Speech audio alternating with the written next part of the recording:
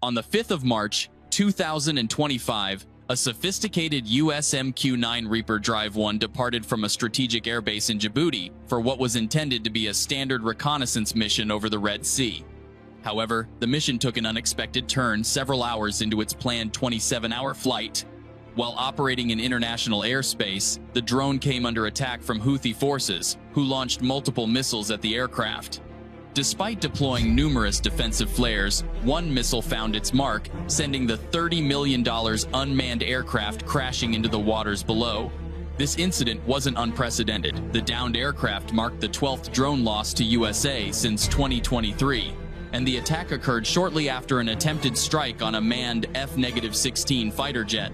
These aggressive actions, combined with 174 documented attacks on U.S. Navy vessels and 145 assaults on commercial ships since 2023, demonstrated the clear failure of current U.S. strategic approaches. In response, Donald Trump resolved to implement a decisive solution to permanently neutralize the Houthi threat. The initial phase of the operation commenced at 1:30 local time with devastating force. At 1 o'clock local time on Saturday, the 15th of March, naval personnel aboard 2 U.S. Navy destroyers positioned in the Red Sea received their long-anticipated orders.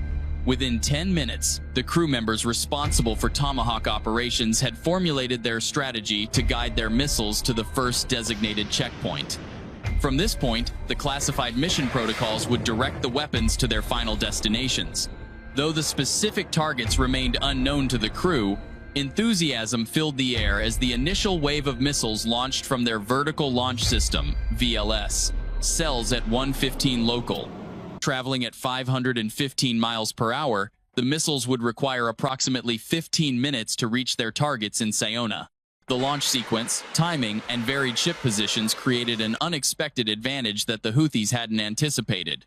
To maximize tactical confusion and chaos, the technical teams programmed all Tomahawk missiles with a specific instruction: maintain holding patterns until exactly 1:30 local.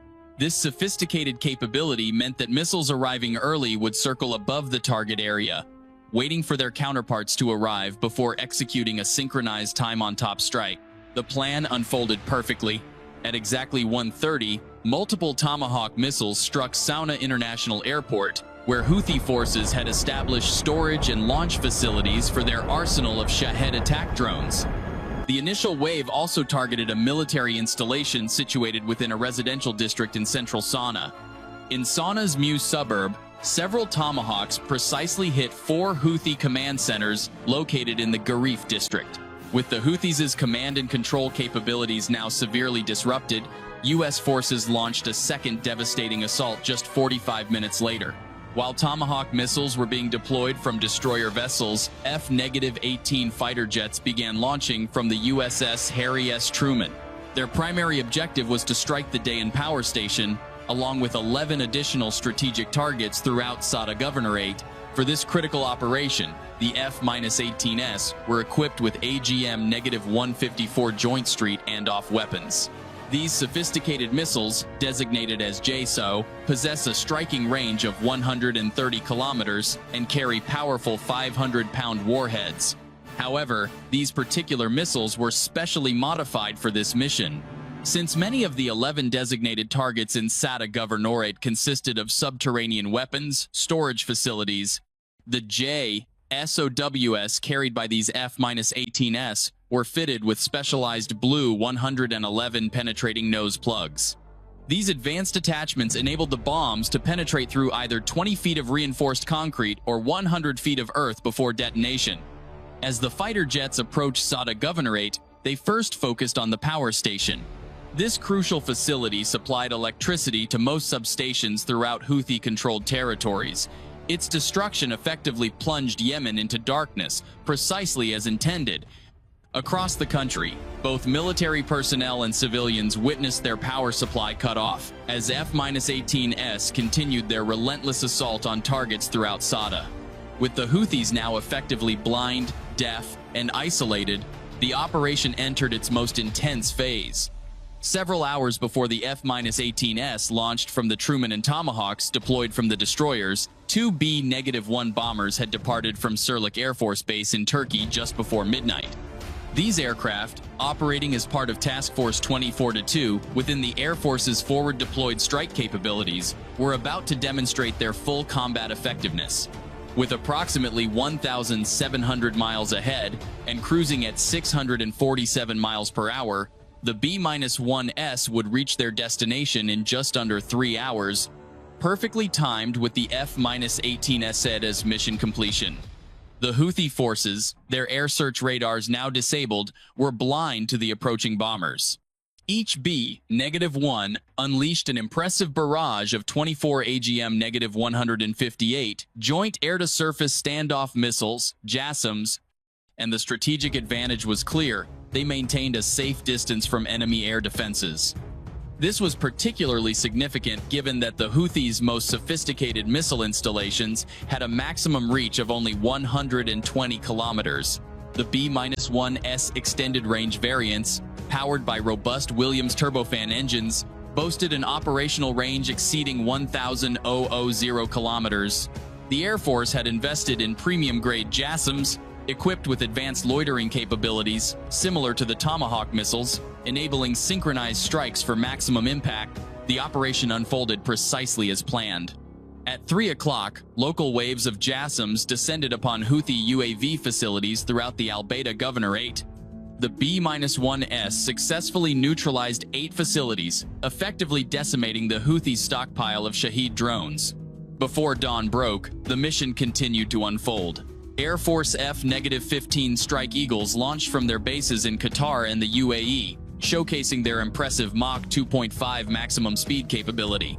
These fighters took to the skies as the B-1S began their return journey. Carrying a massive payload of 2,000-pound joint direct attack munitions, these powerful aircraft targeted 2 apartment complexes in the IB Governorate. Fortunately, no civilians were present during the strike. The Houthis had forcibly evicted all residents and converted the buildings into weapons storage, mistakenly assuming that American forces would hesitate to target residential structures. With clockwork precision, the F-15S illuminated the darkness at exactly 4:20. But this was merely the opening act. The F-18S returned to the USS Truman to restock and refuel, only to take off again with additional support aircraft. At first glance, you might mistake this aircraft for a standard F-18, but you'd be wrong. While sharing the F-18's airframe, this is actually the EA-18 Growler, a specialized electronic warfare aircraft designed to neutralize enemy air defense systems. Though typically equipped with jamming pods for its missions, today it's carrying a rarely deployed weapon. The AGM-88 high-speed anti-radiation missile, or HARM, lives up to its intimidating name in both function and effectiveness. This morning, the Houthis would experience its capabilities firsthand. What sets this missile apart is its unique seeking mechanism. Unlike conventional missiles that rely on infrared or active seeking systems, this weapon specifically targets electromagnetic radar emissions. Its advanced seeker can detect frequencies ranging from 0.5 to 20 gigahertz, making it perfectly suited for engaging Houthi air search radars operating in the 4 to 8 gigahertz range. As Houthi operators frantically scan the skies anticipating an attack, their radar activity essentially creates a beacon for the circling growlers. While their systems broadcast powerful radiation signals searching for American aircraft, they unknowingly reveal their positions. At approximately 70 nautical miles, the Growlers unleash their HARM missiles. The aircraft bank away just as the missiles find their marks, effectively neutralizing the regional air defense network. Just when the Houthis thought they'd endured the worst, to quote the famous infomercial personality Billy Mays, but wait, there's more. In the Red Sea, the Navy was preparing to launch its 4th wave of attacks. Beneath the surface, an American Los Angeles-class attack submarine moves stealthily through the waters. While originally designed for anti-ship warfare, these submarines have been modified to launch Tomahawk missiles.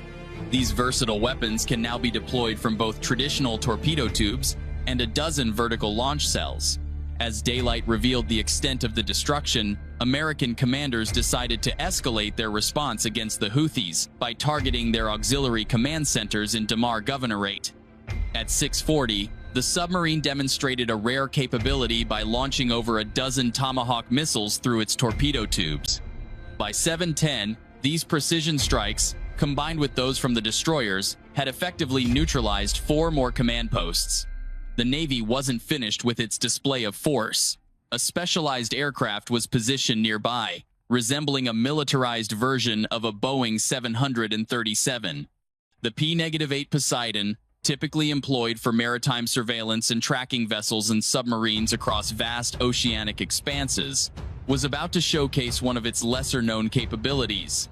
The weapon of choice, the AGM-84 SLAM-ER, Standoff Land Attack Missile Expanded Response Missile.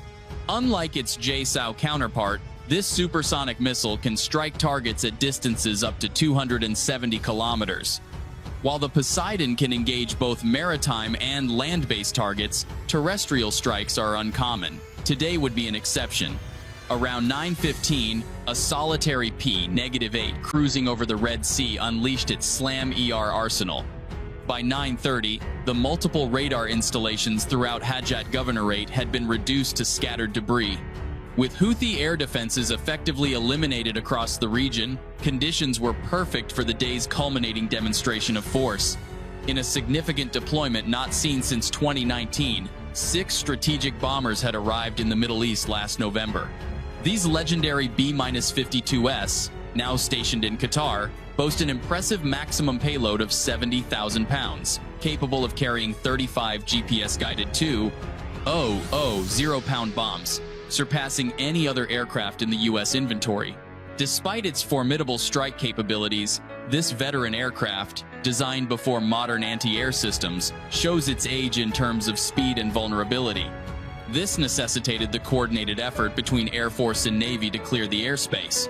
However, the mission would prove that this seasoned warrior still packed a devastating punch. At local noon, the B-52s executed their mission, delivering 70 JDAMs onto Houthi military barracks and weapons depots in Sana'a that had escaped the earlier naval bombardment. What could have been a high-risk operation was rendered routine by the morning's systematic dismantling of enemy defenses. As the B-52s returned to base, U.S. commanders celebrated the successful completion of Day 1's objectives. More than 40 objectives were eliminated with 0 American casualties. The coordinated operation had been executed flawlessly, delivering a significant setback to the Houthis. Nevertheless, approximately at 1,800 hours, detection systems aboard both USS Shoup and Jason Dunham identified multiple approaching signals, indicating that the Houthis remained resilient and combat-ready. Until next time.